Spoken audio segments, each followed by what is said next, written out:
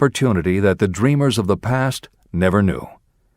If you doubt this is true, if you are feeling crushed because of a recent failure, you are about to learn how your failure can be your most valuable asset.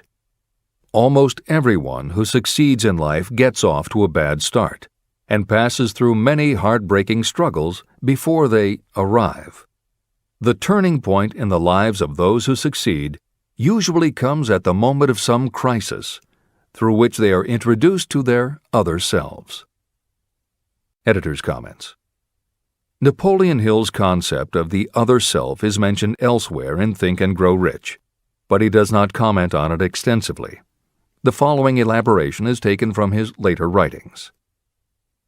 You've been thinking about your losses to the exclusion of everything else.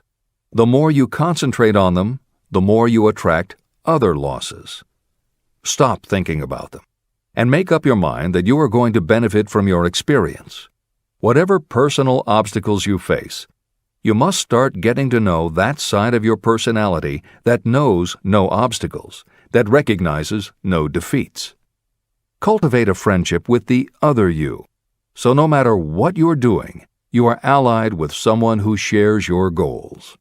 All the philosophy and advice about persuading others will be much more useful to you if you practice it yourself. This is the end of the editor's comment. Sidney Porter discovered the genius that slept within his brain only after he had met with great misfortune. He was found guilty of embezzlement and confined to a prison cell in Columbus, Ohio, and it was there that he became acquainted with his other self. He began to write short stories. Then, while locked in his cell, he began to sell those stories to magazines under the pen name O. Henry. Through the use of his imagination, he discovered himself to be a great author instead of a miserable criminal and outcast. By the time he was released from prison, O. Henry was the most popular short story writer in the country. Editor's comments. More recently, in another prison, another kind of writer met his other self, and country music gained one of its most talented songwriters and biggest stars. As a kid, Merle Haggard's family home was a converted boxcar in Bakersfield, California. After his father died when Merle was 9, more often than not, home for young Merle was a series of juvenile detention centers. At 16, he quit school, and for the next 4 years the only mark Merle Haggard made in the world was a rap sheet for stolen cars, burglaries, and bogus checks. By the age of 20, he was serving time in San Quentin and gaining a reputation as a hard-case con. Then he met his other self. Inspired by a concert Johnny Cash played for the inmates, plus conversations with men on death row and the time he spent in solitary confinement, Haggard learned that he had another self, and that self had something to say through his music. When he got out of solitary, Haggard asked for the hardest job the prison had to offer. He enrolled in night school courses at the prison, straightened himself out, and won his parole after 2.5 years. He went back to Bakersfield and dug ditches during the day so he could polish his songwriting and performing at night. Within 3 years, he had a recording contract. Within 5 years, he had his first top 10 hit, and has since gone on to become one of the most influential voices in modern country music. This is the end of the editor's comments. Thomas Edison dreamed of a lamp that could be operated by electricity, and he began where he stood to put his dream into action. He failed more than 10,000 times. Despite his failures, he stood by that dream until finally he was driven to the discovery of the genius that slept within his brain. Editor's comments. Dean Kamen got to know his other self very early in life. While he was a teenager, Kamen started his own company, building and selling control systems for automated sound and light shows. He was still in high school when he got the contract to automate the Times Square New Year's Eve ball. Though he went on to attend university, he never bothered to graduate because he was too busy working on something he called auto syringe, the first wearable infusion pump for administering drug therapies. His invention was hailed as a medical landmark, as were many of his other breakthroughs, which include a revolutionary kidney dialysis machine, an insulin pump for diabetics, an improved stent used for heart patients, and more than 150 other devices he has patented. One day, seeing the difficulty a man in a wheelchair was having getting up a curb, Kamen set his mind to creating a device that would liberate people confined to wheelchairs. The result is the iBot, a revolutionary wheel device that uses computers and a system of stabilizing gyroscopes that imitate the working of the human body. It not only goes over curbs, but it will even go up and down stairs, travel over almost any kind of rough ground, and will allow the user to raise themselves eye to eye with a standing person. And it does it all without the user having to get out of the device or needing anyone's assistance. In 2001, Kamen hit the front pages when he introduced the Segway, a one-person people mover based on his iBot technology. It's a two-wheel scooter-like device that zips and zooms forward, backward, left, right, and comes to a stop without the rider doing anything more than barely shifting his or her body. It is so sensitive that it is almost as though it obeys the user's thoughts. The Segway may be a world-changing invention, with possible applications for work and travel that stagger the imagination. As this is being written, the Segway is already being used to navigate large warehouses and is being tested by police departments and postal employees. While traffic cops and City Hall wrangle over whether the Segway belongs on the sidewalk or the road, Dean Kamen is dreaming a new dream. This time, the dream is an invention that may literally bring light to some of the darkest corners of the earth. Kamen has developed a non-polluting electric generator that can use almost anything as fuel. But here's the extraordinary part. He has created a revolutionary closed system so that the engine's heat is used to purify 10 gallons of drinkable water every hour. This amazing invention could bring safe drinking water to parts of the world where contaminated water kills millions, and at the same time, it will provide a source of cheap, reliable electric power. Dean Kamen is not some academic hidden in a lab somewhere. Kamen is an inventor. But like Thomas Edison, he is also an entrepreneur and businessman, creating and marketing devices that are changing the public perception of what an inventor is. This is the end of the editor's comments. Henry Ford, poor and uneducated, dreamed of a horseless carriage. He went to work with what tools he possessed without waiting for opportunity to favor him, and now evidence of his dream belts the entire earth. He put more wheels into operation than any man who ever lived because he was not afraid to back his dreams. Editor's comments. Stephen Jobs and Steve Wozniak, two university dropouts, dreamed of making and selling computers that the average person could use. Like Ford, working with the tools they possessed, they built the first Apple computer in the Jobs family garage. And like Ford, they weren't afraid to back their dreams. After showing their prototype to a local retailer, they got an order for 25 machines. Jobs sold his Volkswagen, and Woz sold his expensive Hewlett-Packard scientific calculator to raise $1,300 to start their new company.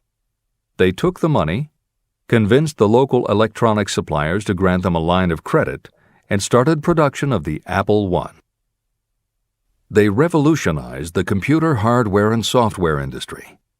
Released in 1976 and priced at $666, the Apple I earned them $774,000. 2 years later, they introduced the Apple II, which in the next 3 years earned $140 million. In 1980, Apple went public, and after the first day of trading, the company had a market value of $1.2 billion. Wozniak left the company in 1981, but Jobs pushed through the development of the Macintosh in 1984.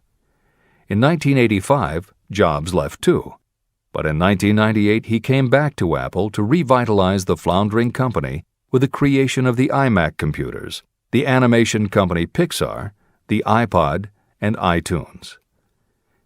In presenting stories of contemporary successes, the editors have followed Hill's style of using real people to illustrate the principles of success. But Napoleon Hill was granted a rare privilege. Unlike anyone before or after, he had the opportunity to personally meet the most powerful and successful people and learn firsthand the dreams that inspired them, the obstacles that confronted them, and how they found the courage within themselves to overcome their failures. Hill met many of the inventors and the empire builders who laid the foundations of 20th century American industry while they were still news, not history. Then, for more than 25 years, he studied the habits and learned the secrets of the next generations who built on the foundations, forged new industries, devised new systems, and dreamed new dreams. It was only because Hill was given such unprecedented access over such a long period that he was able to compare, contrast, analyze, and then formulate a philosophy of achievement based on the real stories of real people who had used these techniques to create their success. Think and Grow Rich revolutionized self-help writing, and to this day is the standard against which all motivational literature is measured. Its success also helped create the market for the thousands of business biographies that tell in detail how the dreams were born, plans were made, frustrations were faced, and triumphs achieved in every sector of modern business. And because this wealth of information is now available with little more than the click of a mouse, you can read, hear, or watch today's greatest entrepreneurs and most successful CEOs confirming in their own words the basic truth behind every one of the principles Napoleon Hill explains in this book. The products or services they sell may be different, but the story of their success is the same. Dreams, followed by failures, followed by lessons learned, then success. For every Henry Ford, Thomas Edison, or O. Henry that Napoleon Hill cites to make a point, today there is a Steve Jobs, Dean Kamen, or Merle Haggard proving that Hill's points are still valid. This is the end of the editor's comments. There is a difference between wishing for a thing and being ready to receive it. No one is ready for a thing until they believe they can acquire it. The state of mind must be belief, not mere hope or wish. Open-mindedness is essential for belief. Closed minds do not inspire faith, courage, and belief. Remember, no more effort is required to aim high in life, to demand abundance and prosperity, than is required to accept misery and poverty. A great poet has correctly stated this universal truth through these lines. I bargained with life for a penny, and life would pay no more. However, I begged at evening when I counted my scanty store. For life is a just employer. He gives you what you ask. But once you have set the wages, why, you must bear the task. I worked for a menial's hire, only to learn dismayed that any wage I had asked of life, life would have willingly paid. Desire outwits Mother Nature. As a fitting climax to this chapter, I wish to introduce one of the most unusual persons I have ever known. I first saw him a few minutes after he was born. He came into the world without any physical sign of ears. When pressed for an opinion, the doctor concluded that the child might be deaf and mute for life. I challenged that doctor's opinion. I had the right to do so. I was the child's father. I, too, reached a decision. But I expressed my opinion silently, in the secrecy of my own heart. In my own mind, I knew that my son would hear and speak. How? I was sure there must be a way, and I knew I would find it. I thought of the words of the immortal Emerson. The whole course of things goes to teach us faith. We need only obey. There is guidance for each of us, and by lowly listening, we shall hear the right word. The right word? Desire. More than anything else, I desired that my son should not be deaf and unable to speak. From that desire, I never receded, not for a second. What could I do about it? Somehow, I would find a way to transplant into that child's mind my own burning desire for ways and means of conveying sound to his brain without the aid of ears.